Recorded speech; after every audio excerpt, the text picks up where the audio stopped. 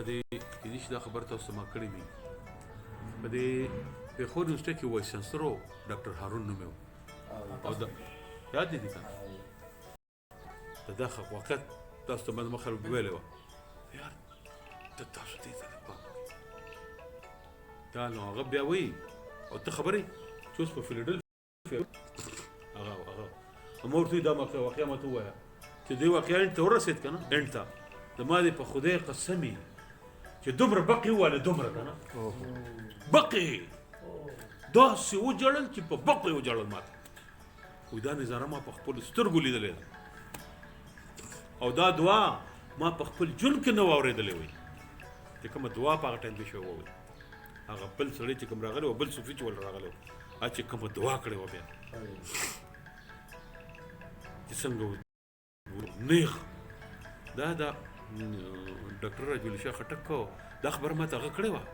خو بیا زه ولګېدم چې هغه چې د چا ریفرنس راکړو ما چې کوم سړي سره دا ټول د شانه شروع شو هغه ته ما ټلیفون وکړو فیلډلفیا کې دی او وایس چانسلر هغه راته مقه قصه هغه شانو قسم چې راته راجولي کړې وه دا به راجولي ویلو ځکه چې دې راجولي ما ته وایي چې د هارون صوفي سړی راته خو بالکل بې ځان چاته نه خو بالکل خاموش و په دغه وخت په دغه ورځ چې دی راغلی دی نو ده ټلیفون کړی دی د هارون ته هارون د کیمسټرۍ پروفیسر او پی ایچ ډي ډاکټر او اپ کلاس کې و هغه ورته وایي چې ته کور ته ځه او زه درځم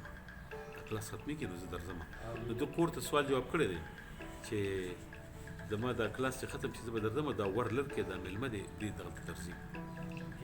چې راغلی دی میلمه ناست دی دننه اوس کور څوک ته په کور کې کیسټ لګولې کیسټ اوري په کیسټ کې زما اواز دی د غني خان کلام دی دی ورته اوس ناست دی دی اوري نو یې کور ته راغلم ما ټیپ بند کړو چې راووتم دې راته چې دا ټیپ ته ولې بند نو ما ته وایي چې دا څوک چې وایي دا هلک څوک دی نو ما ورته چې دا خو ډېر روښانه هلک دی او انجینر دی او دا زموږ ملګری دی او موږ یې پېژنو ډېر ښه انسان دی خو نو چې زه در سره ملاوېږم نو هغه ورته وایي چې خو نشته خو تللی دی یونیورسټۍ نه نو وایي چې دا کلام د چا دی نو هغه ورته وایي چې دا د غني خان وایي دا څوک دی نو هغه ورته وایي دا د باچا خان زوی دی وایي ده سره ملاوېږو زه اوس وایي ما ورته چې روږه زه معلوم ته کوم زما خو سره سیسه نو وایي ما راجولي ته ټلیفون راجولي ته ځکه دا قصه بیا ما ته کوله وایي ما راجولي ته ټلیفون وکړو نو راجولي شاه خټک ورته ویلې چې یاره خو ملنګ سړی دی او ما بنداړه کې ناسته بس ورشه ورسره ملاو شه په دې کې خو بله خبره نشته خو ملنګ دی ناست دی بس ورشه دی وایي چې ورځ م کېښوده چې سبا به ورځو سبا زه شوم راجولي شو که نه او هغه بزرګ شو او مخه شوه هغې وایي چې زه بابا له ځم نو موږ په موټر کې کېناستو موږ مامن نړۍ ته روان شو هغه وایي چې اوس موږ ورننوتو څنګه غني خان دا بزرګ صوفي سړی دی دی غورشي د غني خان پښتو دی پرېږدي هغه ورته وایي ما ته دعا وکړه هغه ونیو چې زه خو ډېر ګناهګار یم دی ورته څه وایي نه خبرې بل چاته کوه بل چاته کوه ما ته پته چې ته صحیح ما سره به باس نه کې باس به نه کوو زه چې درته څه ووایم د دې جواب به ماله راکې زه ته ما ته دعا وکړه نو دغه ټایم کې ته دا لاس پل نه دی تسبیح نو دله تسبیح ورکړې ورته وایي وایي تا ته پته ده دا زما د ژوند د ټولو نه لوی اساسه ده ځکه چې د دې تسبیح د سر دا ګل نه دی دا زما مور جوړ کړی دا زما مور جوړ کړی ولا ورکړئ تسبیح هغې سړي له ورکړه تسبیح سړي له ورکړه بیا ورته دې څه وایي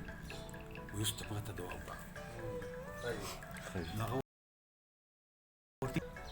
چې څه دعا درته وکړم وایي لږ وخت شوی دی وایي د بره نه دا سلسله لږه ولاړه ده وایي چې دا روانه شي بیا اوس خو دې کلاو شو که نه اول خو ځان پټ کړی وتې ما پوه شو چې دی خو ما پوه شو وایي دا سلسله لږه ولاړه او نه ده ولاړه تا ته هم پته وه نه ده ولاړه شروع به شي خو زه یو دعا به وکړو چې تا ویلي د دعا به وکړو یاره چې د دعا خبره شوې دغه سړي به چغې ما ته وایي ډاکټر صاحب ما داسې دعا نه ده لیدلې دا یو ما لیدلی یو رجولي لیدلو دا مته رجولي مې ویلي وایي عجیبه دعا وه یار دم لاس بره کړي دي غني خان هغه سړي لاس بره کړي مونږ دم بره کړي هغه سړی لګیا دی وایي نو څه وایي لګیا دی وایي دا یو بل باندې پېښ شو دی په یو بل پېښ شو صحیح خټک صاحب ولاړ زیاتګل خټک صاحب راته خبره کوله ښایي وایي چې زه لاړم نو داسې څه کسانو چا په سوال کو ده به جواب ورکاو دی منځ کې خټک دی وایي ما یو سوال وکړ چې ما ته وکړه ستړي داسې غوړ ماته وکړه چې دا د ډېر دی سوال نه دی خوند به درته ولګي وایي دا د دې سوال ګڼه خلک راته وکړه نه تاسو وکتل وایي راته وایي چې دا د دې سوال نه دی ځان لا شي سوال اټک زه وګړي